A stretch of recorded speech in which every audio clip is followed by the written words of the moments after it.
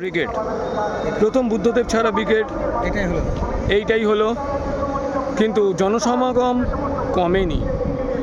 2026কে লক্ষ্য রেখে বামফ্রন্টের লক্ষ্য কৃষক, দরিদ্র এবং মজদুর শ্রমিকদের নিয়ে গড়ে ওঠা তাদের পার্টির পুনরুত্থান।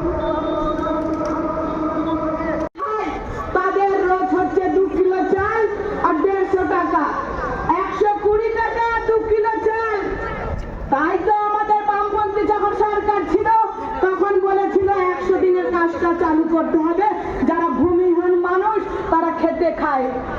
ভূমিহীনদেরকে জমি দেওয়া হয়েছে, পাট্টা দেওয়া হয়েছে, বর্গা জমি দেওয়া হয়েছে। 2011 সালে সেই জমি লুটপাট করে নিতে শুরু করেছে, লুটপাট করে নিয়ে নিচ্ছে।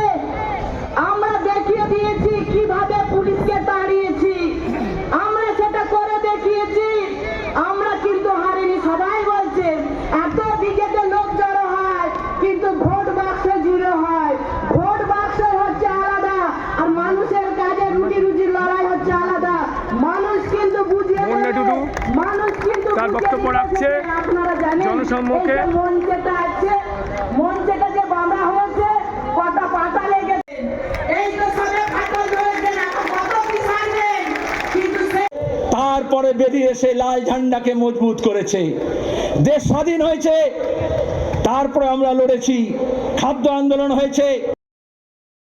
আমরা বলছি যারা এরাজ্যে সব করতে চায়, বিজেপি এখানে প্রার্থী দিয়েছে, এরাজ্যে সব চলবে না।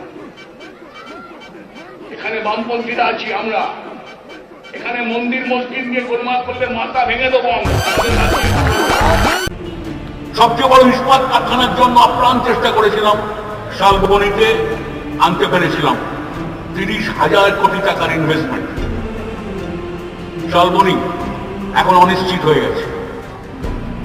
সারা পশ্চিমবাংলার মানুষকে এটা বোঝাবার চেষ্টা হলো, পশ্চিমবাংলা মানে বামফ্রন্ট মানে সিঙ্গুর, বামফ্রন্ট মানে নন্দীগ্রাম। গেল জমি গেল, আর কি গেল আর কি এলো, সিঙ্গুর শ্মশান হয়ে বসে আছে।